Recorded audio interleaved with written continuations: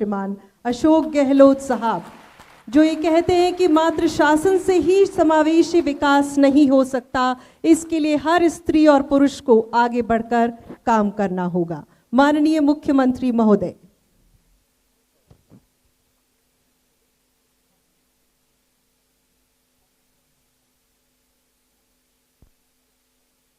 हमारे अंतर्राष्ट्रीय महिला दिवस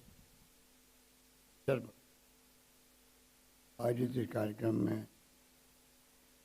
मुख्यमंत्री महोदया श्रीमती ममता भूपेश जी, यहाँ उपस्थित विशेष अतिथि गोविंद मेघवाल जी, चीफ सेक्रेटरी श्रीमती उषा शर्मा जी, श्रीमती रियाना रियाज जी, अध्यक्ष अर्चना शर्मा जी,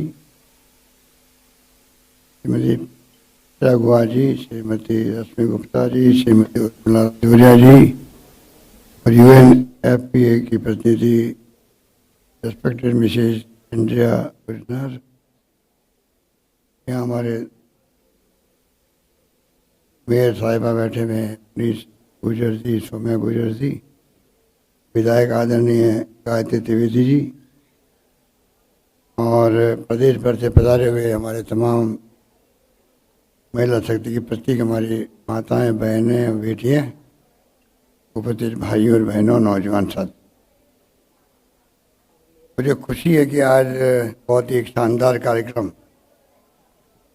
महिला बाल विकास विभाग के द्वारा आयोजित किया गया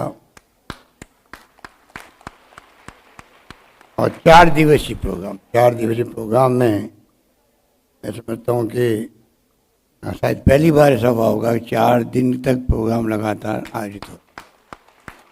ये अपना आप एक मैसेज है महिलाओं का सशक्तिकरण कैसे हो और सरकार की इच्छा शक्ति क्या है।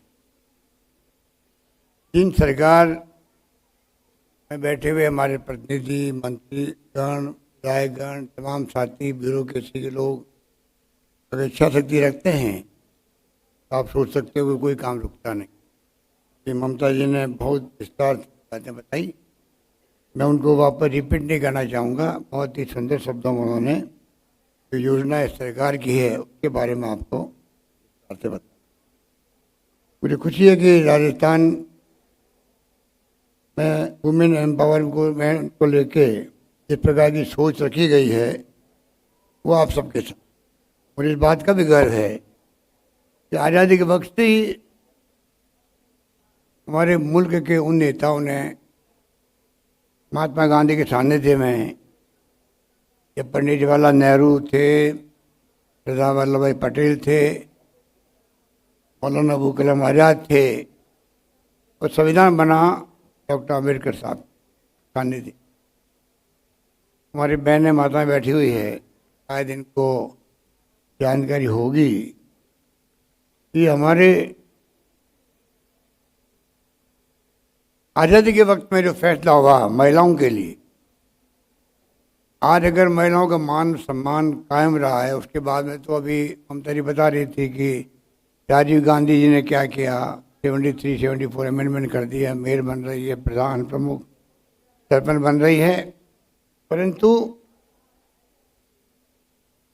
उसके अलावा जब आज़ादी के वक्त में वोट का अधिकार मिलना चाहिए, आप कल्पना करो, अमेरिका दुनिया का सबसे विकसित राष्ट्र कहलाता है, इंग्लैंड जिसने राज किया आधी दुनिया पर,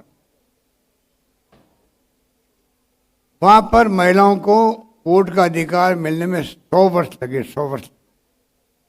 हमारे मुल्क में जब आज़ाद मुल्क हुआ और संविधान बना, उसी दिन से महिलाओं को वोट का अधिकार दे दिया गया। ये कोई मामूली बात नहीं थी। ये सोच है, आज़ादी की जंग लड़ा गया, लोग जेलों में बंद रहे, त्याग किए, बलिदान किए, कुर्बानी की, कोई मामूली संघर्ष नहीं था वो अंग्रेजों को भगाने का। नेता हमारे लोग जेल गए, 12 साल जेलों में बंद रहे, तब आज़ादी मिली और उसके बाद में लंबा इतिहास बन गई।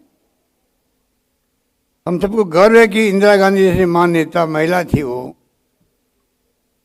और लगभग 17 साल तक राज किया देश पर, प्रधानमंत्री के रूप में दुनिया में पहचान बनाई हिंदुस्तान की कि महिलाओं का सम्मान कैसे होता है, एक महिला प्रधानमंत्री कैसे शासन कर सकती है। परमाणु विस्फोटन के वक्त में पोखरण के अंदर राजस्थान में पाकिस्तान के 2 टुकड़े हो गए, बांग्लादेश आज़ाद हो गया। इंदिरा गांधी की सूझबूझ का परिणाम था।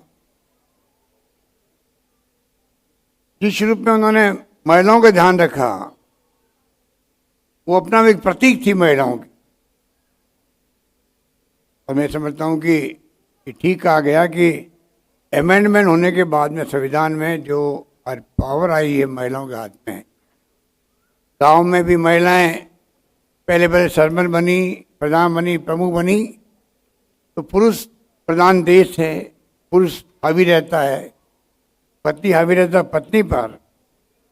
आपने देखा होगा उस वक्त में पहले सरपंच बननी महिलाएं, हम लोग प्रोग्राम जाते थे तो पतिदेव कहते मैं सरपंच हूँ साहब, हमारे पास आके बैठ जाते। तो मीटिंग खत्म होती मालूम पड़ता है पति ये बैठे पास में सरपंच नहीं, इनकी पत्नी सरपंच नीचे बैठी हुई हो। हमने कहा भाई आप तो कह रहे थे मैं सरपंच हूँ, नहीं मैं सरपंच पति हूँ। तो एक नई पोस्ट क्रिएट हो गई थी, सरपंच पति, प्रधान पति, प्रमुख पति। बाद में धीरे धीरे इतनी समझदार हो गई, वो कुर्सी सब कुछ सिखा देती, कहावत है ये। इतनी होशियार हो गई वो महिलाएं जो सरपंच थी या प्रधान थी, प्रमुख थी, वो पतिदेव को कहती आप घर पधारो, मैं अपना संभाल लूंगी अपना काम।